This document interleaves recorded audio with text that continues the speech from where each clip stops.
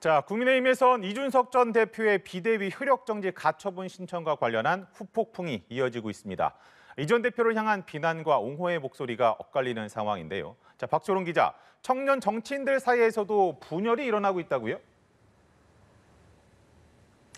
네, 갓 출범한 비대위의 근간을 흔드는 가처분과 본안 소송에 이어 윤 대통령을 향한 직접적 비난까지 여당 의원들은 이준석 전 대표가 정도를 넘었다고 지적하고 있습니다.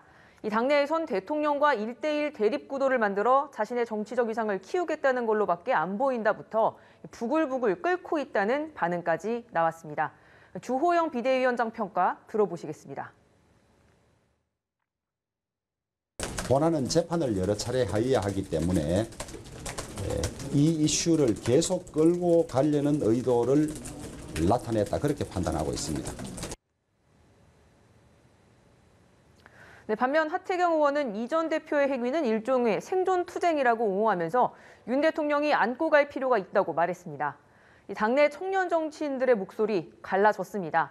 앞서 이 전 대표를 공개 비판한 장예찬 청년재단 이사장이 비판의 대상을 이 전 대표 측근들로 넓히자 당사자인 김용태 전 최고위원과 임승호 전 대변인이 곧바로 받아쳤습니다. 당 윤리위는 입장문을 내 계파 갈등을 조장하는 행위를 엄정히 다루겠다고 경고했는데 이 전 대표는 SNS에 푸하하하라는 웃음소리로 반응했습니다. 이런 가운데 당 재정비에 나선 주호영 비대위원장은 최재형 혁신위원장과 면담하고 혁신위의 적극적인 활동을 지원하겠다고 했습니다. 이 전 대표가 주도해 출범한 혁신위에 대해 해체를 주장하는 목소리도 나왔지만 일단은 혁신위 운영에 힘을 실은 걸로 풀이가 됩니다. 더불어민주당은 대통령실 이전 관저 공사 의혹을 규명해야 한다면서 그제 국정조사 요구서를 제출을 했습니다.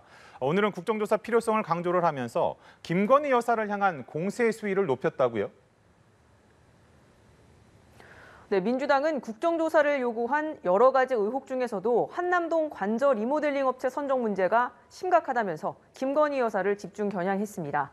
관저 리모델링 공사를 공고하고 나서 2시간 반 만에 수의계약으로 입찰을 마쳤다면서 김 여사가 개입해 친분 있는 업체에 이권을 준 건 아니냐는 의혹을 제기했습니다.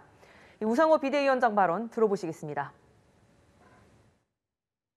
이 업체 대표가 대통령 취임식에도 초대를 받았다고 하는데 이거는 보통 관계가 아니고서는 대통령 취임식에 대통령 영부인이 직접 초청할 리가 없지 않습니까? 이건 김건희 여사가 직접 밝혀야 될 문제입니다.